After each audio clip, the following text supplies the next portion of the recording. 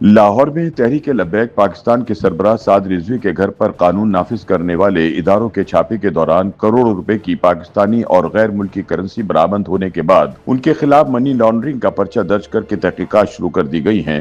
یہ اطلاع بھی ہے کہ تحریک لبیک کی مرکزی قیادت کے بینک اکاؤنٹس منجمد کیے جا رہے ہیں۔ پنجاب پولیس کی جانب سے بتایا گیا کہ سعد رضوی کے گھر پر چھاپا پنجاب پولیس، وفاقی تحقیقاتی ادارے اور national cyber crime investigation agency نے مشترکہ طور پر مارا۔ اس چھاپے کے دوران کروڑوں روپے کی پاکستانی اور غیر ملکی کرنسی برآمد کرنے کے علاوہ کروڑوں روپے مالیت کے سونے کے زیورات سمیت سینکڑوں گھڑیاں اور موبائل فون بھی ضبط کر لیے گئے تھے۔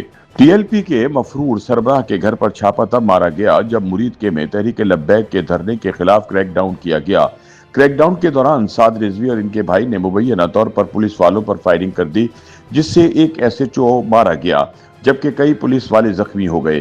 سعد رضوی اور انس رضوی کے خلاف انسداد دہشت گردی ایکٹ کے تحت قتل کا مقدمہ درج کیا جا چکا ہے اور ان کی گرفتاری کے لیے چھاپے مارے جا رہے ہیں۔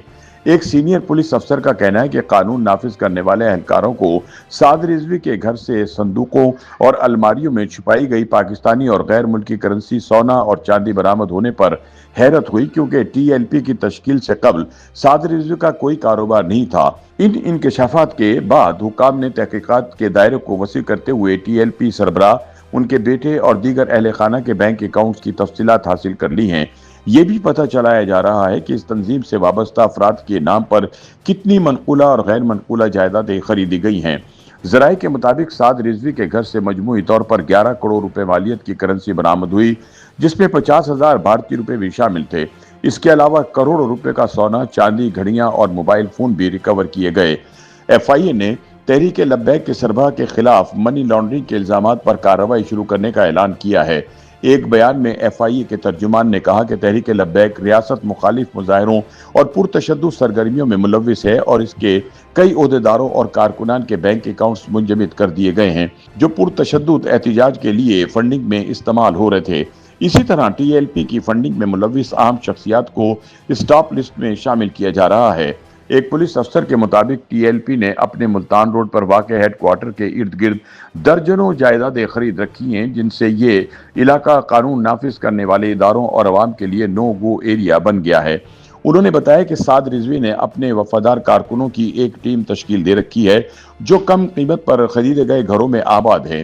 انہوں نے کہا کہ ٹی ایل پی کے گروپ کو جدید آلات سے لیس دفتر فراہم کیا گیا ہے تاکہ وہ تنظیم کی سوشل میڈیا مہمات چلا سکیں۔ پولیس افسر کے مطابق ٹی ایل پی کے پاس ایک تربیت یافتہ کمانڈوز کی ٹیم بھی موجود ہے جو پولیس آپریشنز کے دوران فوری رد عمل دیتی ہے۔ پنجاب پولیس نے سعد رضوی کے گھر سے برآمد ہونے والے سامان کی تفصیلی فہرست بھی جاری کر دی ہے۔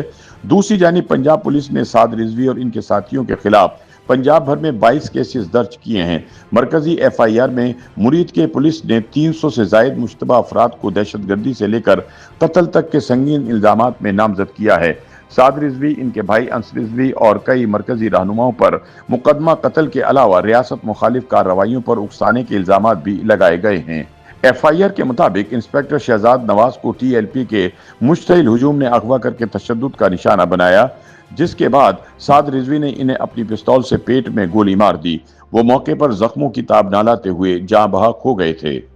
یوٹیوب پر گوگلی نیوز دیکھنے کے لیے youtube.com کی سرچ بار میں googly news T V type کریں۔ گوگلی نیوز کے پیج پر سرخ رنگ کے سبسکرپشن والے بٹن پر کلک کرنا نہ بھولیے۔ یوٹیوب پیج پر اپلوڈ ہونے والی ویڈیوز سے باخبر رہنے کے لیے بیل آئیکن پر کلک کیجیے۔ آپ کو ہر نئی ویڈیو کے بارے میں نوٹیفیکیشن موصول ہو جائے گا۔